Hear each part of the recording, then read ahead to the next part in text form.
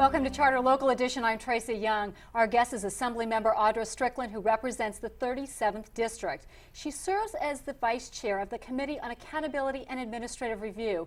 She joins us to talk about the committee's priorities this fiscal year. Nice to have you with us. Thank you, Tracy. For the first time, I hope you're a frequent guest with us. Thank you. Will you speak for a moment? I know that the chair, Assemblymember Hector De La Torre, has been with us on a number of times, and you said, when he said yes to chairing this committee, he said, look, I really care about this and I think it's important, but I will only take this committee on if not only will we discuss the problems, but we will come to a conclusion.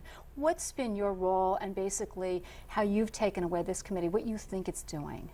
Well, this committee is made up in a bipartisan fashion, and what we try to do is to hear from different departments and agencies about where we can make improvements, where we can improve efficiencies, and then make suggestions. And this committee has also generated some legislation that will save the state millions of dollars. It's done in a bipartisan fashion, and you know what? We can all agree.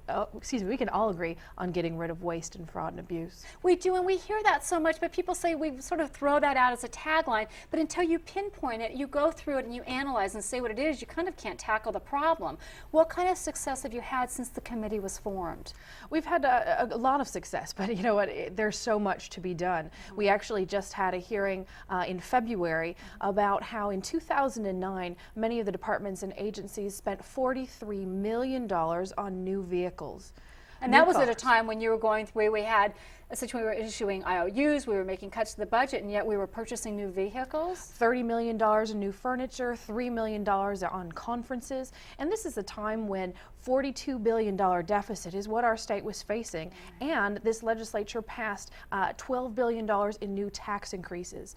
I mean, our families are having a hard time making ends meet, and this legislature and the departments and agencies were spending money like there wasn't a fiscal crisis. Right. Yes. Do you think it's the fact that we become complacent sometimes, like we've always done it this way, therefore this is how we'll do it in the future, and we don't stop and go back for a minute and say, look, is this a good business decision versus there's money in this account, let's spend it?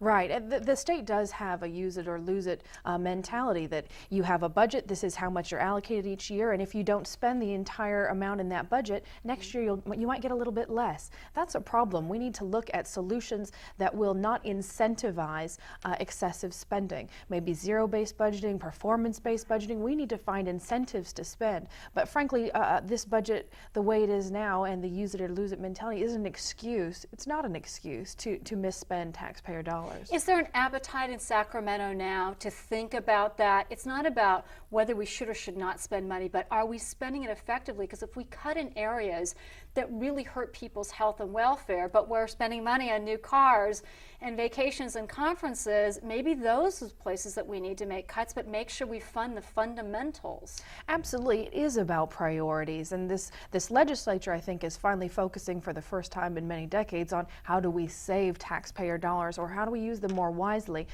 We just need to make sure that translates to the bureaucrats and the people in the department and agencies that operate these programs, and so I think that will be important too, to make sure that we're using common sense in our budgeting.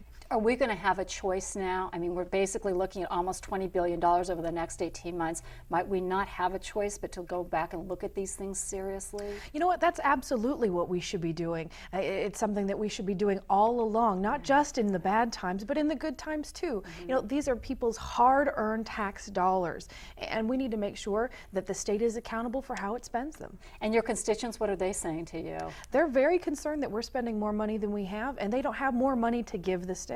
Right, and do they have an appetite for more taxes? Absolutely not. Okay, that was a pretty clear answer on that one. Thank you so much for being with us, Assemblymember.